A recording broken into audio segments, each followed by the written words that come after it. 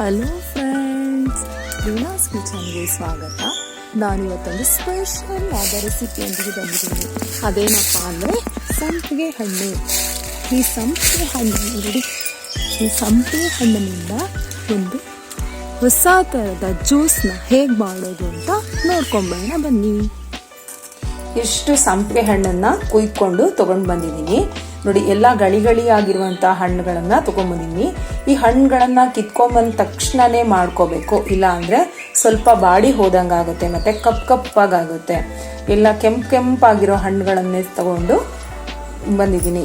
ಸ್ವಲ್ಪ ವೈಟ್ ಕಲರೆಲ್ಲ, ಹಸಿ ಕಲರ್ದೆಲ್ಲ ಇದ್ರೇ ಅದು ಹುಳಿ ಆಗಿರುತ್ತೆ, ಅಷ್ಟು ಚೆನ್ನಾಗಿರೋದಿಲ್ಲ. ಹಾಗಾಗಿ ಕೆಂಪು ಹಣ್ಣುಗಳನ್ನೇ ಆರಿಸ್ಕೊಂಡು ನಾನು ಕುಯ್ಕೊಂಡು ಬಂದಿದ್ದೀನಿ.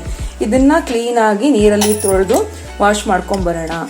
ಸಂಪಿಗೆ ಹಣ್ಣಿನ ಜ್ಯೂಸ್ ಮಾಡಲಿಕ್ಕೆ ನಾನು ಇಷ್ಟು ಹಣ್ಣನ್ನು ನೀಟಾಗಿ ತೊಳ್ಕೊಂಡು ತೊಗೊಂಡು ಬಂದಿದ್ದೀನಿ. ಇದಕ್ಕೆ ಸ್ವಲ್ಪ ಒಂದು ಅರ್ಧ ಗ್ಲಾಸ್ ಆಗೋಷ್ಟು ನೀರು ಹಾಕ್ಕೊಂಡು ಇದೀಗ ಕ್ಲೀನಾಗಿ ಕೈಯಲ್ಲೇ ಇದನ್ನು ಕಿವುಚ್ಕೊಳ್ಳೋಣ. ಇದರಲ್ಲಿ ತುಂಬ ಬೀಜ ಇರುತ್ತೆ, ಹಾಗಾಗಿ ಕೈಯಲ್ಲೇ ಕಿವುಚ್ಕೊಂಡ್ರೆ ಮಿಕ್ಸಿಗೆಲ್ಲ ಹಾಕೊಳ್ಳೋದು ಬೇಡ.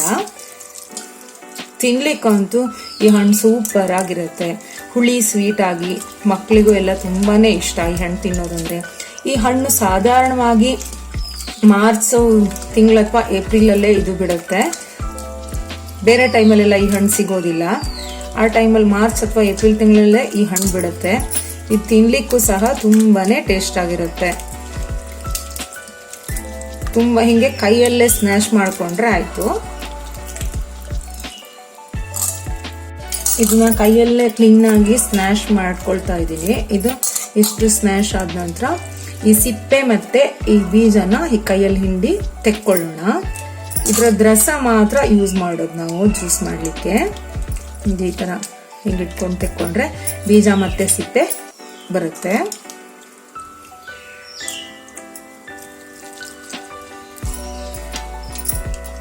ಇದು ಸಿಪ್ಪೆ ಮತ್ತೆ ಬೀಜಗಳನ್ನೆಲ್ಲ ತೆಗೆದು ಒಂದು ಪ್ಲೇಟಿಗೆ ಹಾಕೊಂಡಿದ್ದೀನಿ. ಈ ದಪ್ಪ ರಸ ಮಾತ್ರ ಹೀಗೆ ತೆಕ್ಕೊಂಡಿದ್ದೀನಿ. ಇದು ನಿಮ್ಗೆ ಇಷ್ಟ ಆಗಲಿಲ್ಲ ಅಂದ್ರೆ ಸೋಸ್ಕೋಬಹುದು. ನನ್ಗಿದು ಈ ದಪ್ಪ ರಸ ಬರೋದು ಇಷ್ಟ, ಹಾಗಾಗಿ ನಾ ಇದನ್ನ ಹಣ್ಣಿನ ರಸನ ಸೋಸ್ತಾ ಇಲ್ಲ. ಇವಾಗ ಇದಕ್ಕೇನೆ ಒಂದು ಸೌಟ್ ಆಗುವಷ್ಟು ಬೆಲ್ಲದ ಪುಡಿ ಹಾಕ್ತಾ ಇದ್ದೀನಿ. ಮತ್ತೆ ಈ ಹಣ್ಣು ತುಂಬಾ ಹುಳಿ ಇರುತ್ತೆ, ಹಾಗಾಗಿ ಒಂದೇ ಒಂದು ಸ್ಪೂನು ಪುಡಿ ಉಪ್ಪು ಹಾಕೊಳ್ತಾ ಇದ್ದೀನಿ. ಇದನ್ನ ಕ್ಲೀನ್ ಆಗಿ ಮಿಕ್ಸ್ ಮಾಡೋಣ.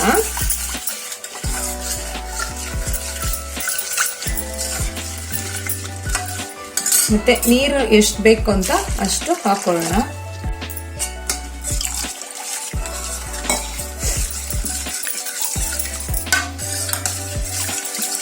ಇದನ್ನ ಕ್ಲೀನ್ ಆಗಿ ಕರಡ್ಕೊಳ್ಳೋಣ. ಇದು ಬೆಲ್ಲ ಉಪ್ಪು ಎಲ್ಲ ಕರಗಿದೆ. ಇದನ್ನ ಒಂದು ಗ್ಲಾಸ್ಗೆ ಹಾಕೊಳ್ಳೋಣ.